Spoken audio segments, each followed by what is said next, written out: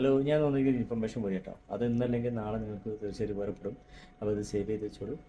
ഇതെന്താ സംബന്ധിച്ചിട്ടുണ്ടെങ്കിൽ power steering rack അസംബ്ലിയാണ്. പവർ സ്റ്റിയറിംഗ് റാക്ക് അസംബ്ലി സാധാരണ നമ്മൾ മഴയത്ത് നമ്മൾ വണ്ടി എടുത്ത് ഓടിക്കാറ് വരാറുണ്ട്, എഞ്ചിൻ കംപ്ലൈൻറ്റ് വരാറുണ്ട്, സസ്പെൻഷൻ്റെ ബുഷസിന് പ്രോബ്ലംസ് വരാറുണ്ട്, അതേമാതിരി തന്നെ എഞ്ചിൻ മറ്റേ കംപ്രസർ, കാർട്ടൺ ടെൻഷൻ, അങ്ങനെ കുറേ ഐറ്റംസുകൾ മെക്കാനിക്കൽ സാധനങ്ങൾ ഡാമേജ് ആവാറുണ്ട്. അതേമാതിരി തന്നെ ഒന്ന് സംഭവിക്കുന്നത് കേട്ടോ. ഇത് ഈ പവർ സ്റ്റിയറിംഗ് റാക്ക് അസംബ്ലി എന്ന് പറയും. അത് ഫ്ലൂയിഡ് ടൈപ്പൊക്കെ ആണെന്നുണ്ടെങ്കിൽ നമ്മൾ വല്ല ഓസോ കാര്യങ്ങളൊക്കെ മാറിയിട്ടുണ്ടെങ്കിൽ നമുക്ക് പ്രോബ്ലം സോൾവ് ചെയ്യാൻ പറ്റും. പക്ഷേ ഈ ഇലക്ട്രിക്കൽ നമുക്ക് വെള്ളത്തിൽ കൂടെ പോയി കഴിഞ്ഞ് ഡാമേജ് ആയിട്ടുണ്ടെങ്കിൽ അത് മാറാന്നല്ലാണ്ട് വേറെ ഓപ്ഷൻ ഇല്ല. പിന്നെ പല ആളുകൾ റിപ്പയർ ചെയ്യാറുണ്ട്. റിപ്പയർ ചെയ്താൽ തന്നെ അത് അധികം ലാസ്റ്റ് ചെയ്യാറില്ല. അത് ഞാൻ ചെയ്തിട്ടുണ്ട്. അതൊന്നും ടെമ്പററി സൊല്യൂഷൻ മാത്രമാണ്.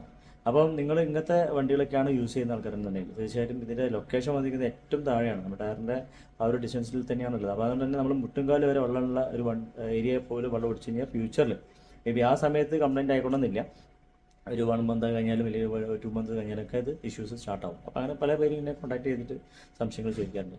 അപ്പോൾ എനിക്ക് തോന്നിയ ഒരു വീഡിയോ ആയിട്ട് ചെയ്യാറുണ്ട്. അപ്പോൾ അങ്ങനെയുള്ള ആരെങ്കിലും അങ്ങനത്തെ വണ്ടികൾ യൂസ് ചെയ്യുന്നുണ്ടെങ്കിൽ തീർച്ചയായിട്ടും നിങ്ങൾ മഴവെള്ളത്തിൽ എടുക്കാണ്ടിരിക്കുക. ഏറ്റവും നല്ല സേഫായിട്ട് പാർക്ക് ചെയ്യാൻ തന്നെയാണ്. അപ്പോൾ ഇത് ഇന്നല്ലെങ്കിൽ ഇൻഫർമേഷൻ നിങ്ങൾക്ക് വേണമെന്നുണ്ടെങ്കിൽ തീർച്ചയായിട്ടും ലൈക്ക് ചെയ്യുക, ഷെയർ ചെയ്യുക, സബ്സ്ക്രൈബ് ചെയ്യുക. Thank you.